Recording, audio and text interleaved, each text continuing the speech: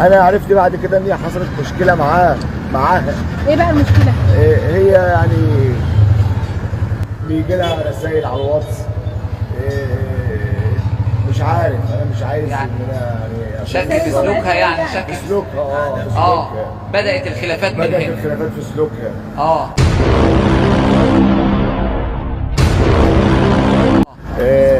فلان بعت لها رساله، فلان بيكلمها، حاجات زي كده.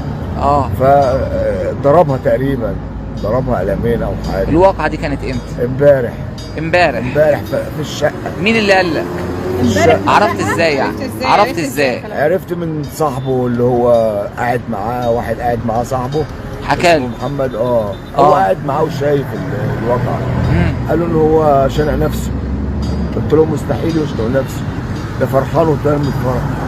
محمد بقى بيقول لي، قال لي هي اللي قتلته. قلت له ازاي محمد هي اللي قتلته؟ قال لي رنت عليا، قالت لي تعالى بسرعه لامير تعبان. طلعت لقيت محمد ده سواق التوك توك اللي جه خده ونقله للمستشفى. هو دوت ده الشاهد. رنت عليه من تليفون امير، قالت له تعالى لحسن امير تعبان ومغمى عليه. محمد راح له لقى مرمي في الارض وشفايفه كلها زرقاء، ولقى فيه اشارب كده متعلق في الصاله. متعلق اشارب بس ايه، مش معمول مشنقه، مربوط من طرف واحد ومدلدل، ومربوط عقده واحده كده. فشالوه، نزلوا بيه على تحت، قامت سايباهم على البوابه وقامت طالعه على الشقه تاني فوق. محمد بقى بيقول لي طلعت فوق الشقه، قعدت ربع ساعه وهي ندت على محمد، رنت عليه من تليفون امير، قالت له تعالى. خدوا الواد نزلوا بيه بس كان ميت. نزلت معاهم على الباب على البوابه وقالت له استنى يا محمد ده نسيت حاجه، وقامت طالعه فوق الشقه، قعدت ربع ساعه. بتعمل ايه فوق؟ يعني غابت فوق. غابت فوق، كانت بتعمل ايه؟ عرفت بعد كده برضه من الاقاويل يعني ان هي كانت بتربط العقده عشان تقول ان هو اللي شنق نفسه. ده اقاويل مين دول؟ اقاويل الناس. اقاويل الناس.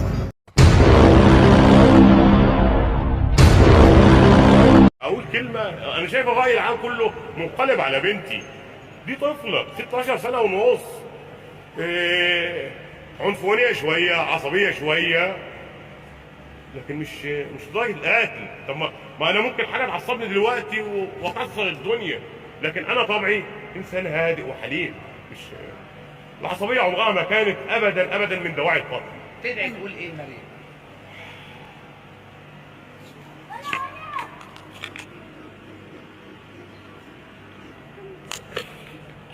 ربنا يفك كرب جامد. يعني ربنا يصبر يا رب. مفيش اي داعي للقتل، والاتنين بيحبوا بعض، والاتنين متمسكين جدا جدا ببعض. ما كانش في مشاكل كده يا بابا مثلا ما بينهم؟ كانت بتحصل مشاكل عاديه، خلافات عاديه جدا زي اي اتنين مخطوبين واي اتنين متجوزين.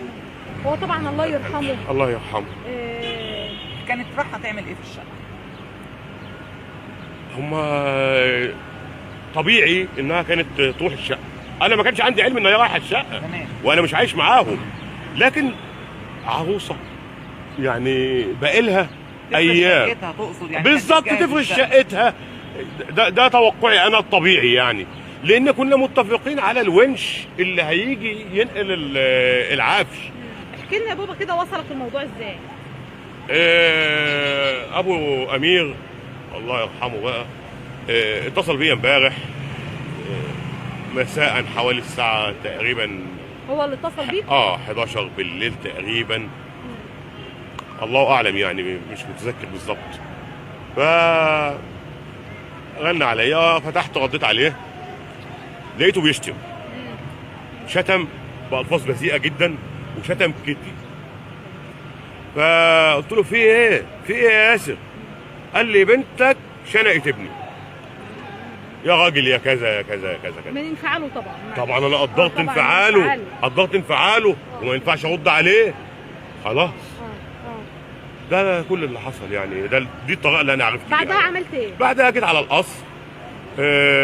سالت. انا داخل القصر وانا رافض تماما تصديق ان هو مات. انا فكرت ان ابوه بيبالغ، يعني بنتك زقت ابني وقع مثلا، انا فكرت كده. طب انت عارف ان دلوقتي مريم محل اتهام ان هي ايوه تكون قتلت امين. انت شايف بتربيتك لبنتك شايفها تقدر تكون عملت كده؟ بنتي مش عنيفه ولا عدوانيه لدرجه القتل، دي استحاله. كانت بتحب امير جدا جدا. تقتله ازاي؟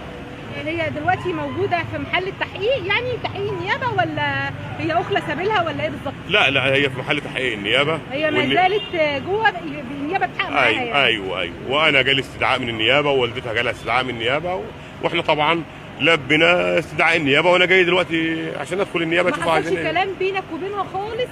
لا ما شفتهاش. يعني انت لسه ما شفتهاش لحد دلوقتي؟ لا ما شفتهاش خالص. تقول للراي العام ايه اللي شايف مريم متهمه؟ والله يعني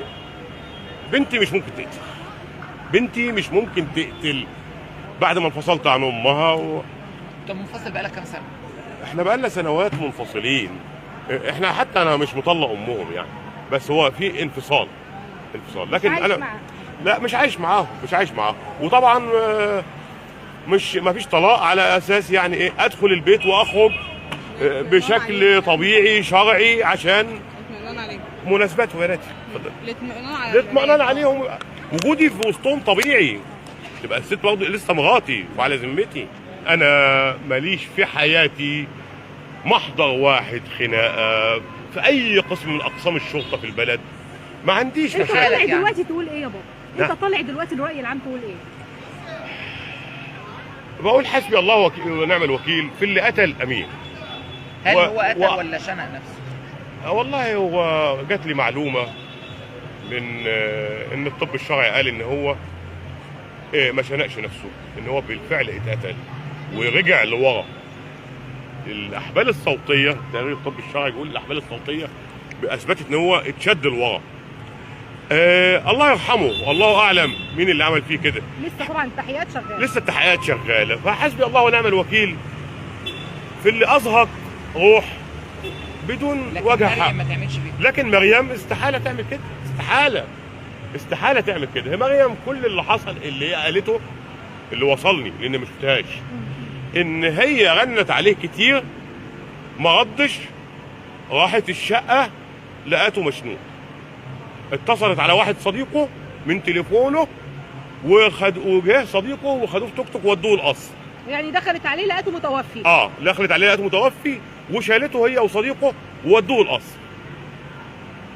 وبناء عليه انا رحت القصر، لكن يعني حصل اشتباك من ناحيه اهله اتجاهي، كان معايا اخويا وخلاص. حتى امناء شرطه وعساكر كانوا موجودين قالوا لي امشي دلوقتي يا حاج من هنا احسن يعني. خلاص مشيت لحقن الغضب يعني، وانا عاذرهم ومقدر ظروفهم واحزانهم على ابنهم. تقول ايه لاسره امير؟ اقول لاسره امير البقاء لله عز وجل، وربنا سبحانه وتعالى يجعلها اخر الاحزان ويجيب لكم حقكم في اللي قتل ابنكم. لو بنتك ظهرت حتى لو كانت بنتي، لكن دي بعيده برضه، بعيده. وبنتي مش عدوانيه، بنتي عصبيه مش عدوانيه لدرجه القتل. انت بتتكلم بثقه وواثق ان بنتك بريئه. بنتي وانا عارفها، ما تقتلش. اقول كلمه، انا شايف الراي العام كله منقلب على بنتي. دي طفله 16 سنه ونص،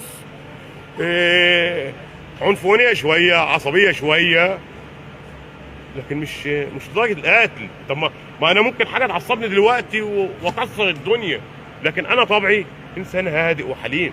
مش العصبيه عمرها ما كانت ابدا من دواعي القتل. تدعي تقول ايه لمريم؟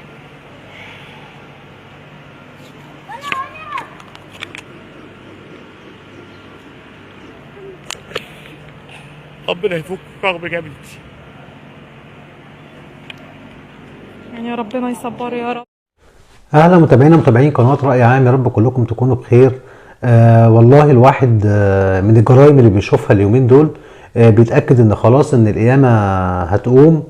يعني لما بنت في بدايه حياتها 19 سنه المفروض ان يتقال انه تقتل خطيبها قبل جوازهم باسبوع، وتروح تجيب شاب تاني على علاقه بيه. لا، وفين في الشقه اللي كان المفروض هيتجوزوا فيها او كانت بتعد كمسكن للزوجيه. يدخل الشاب يسمع صوت ضحكات في احدى غرف الشقه ويفتكر ان حد جايب واحده في الشقه، ما كانش لاقي مكان او كده، يدخل يلاقي خطيبته مع شاب تاني، المفترض على حسب الكلام اللي قالته اهل الضحيه.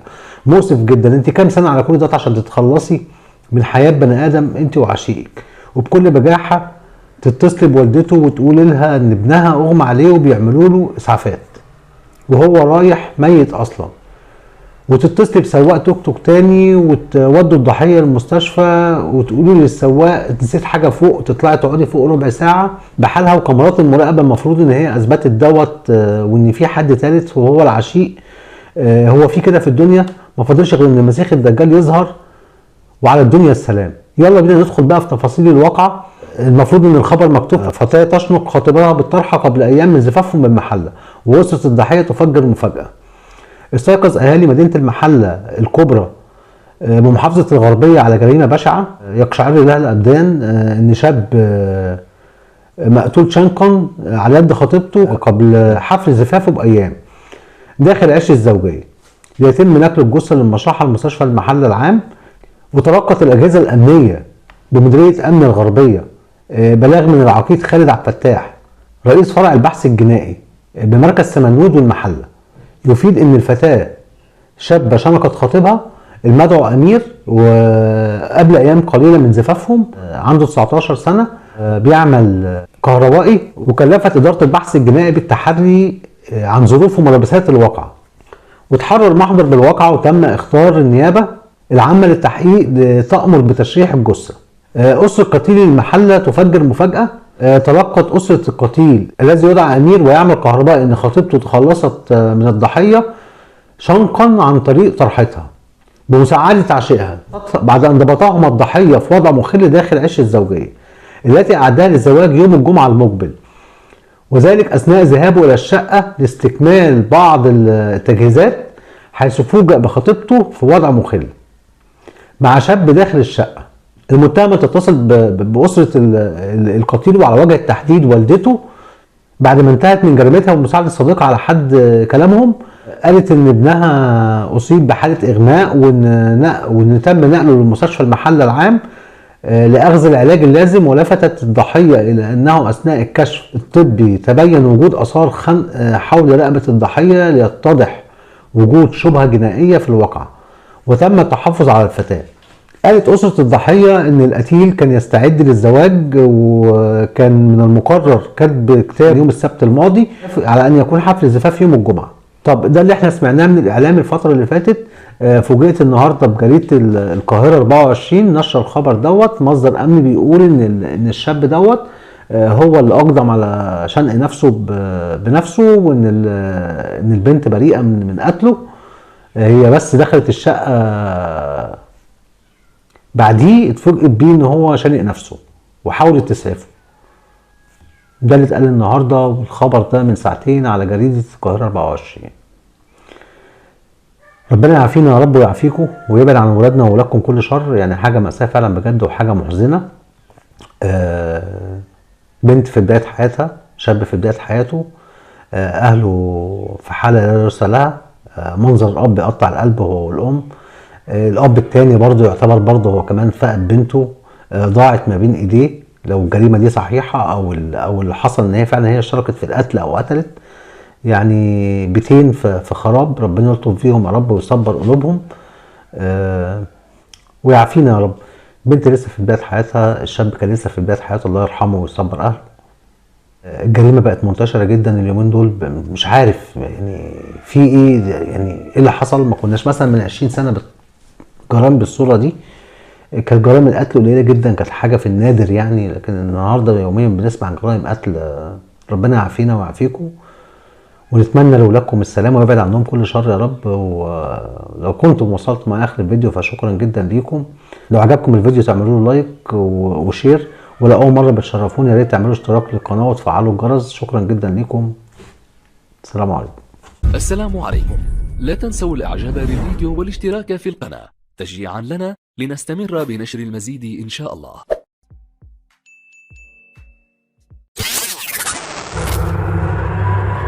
عليكم.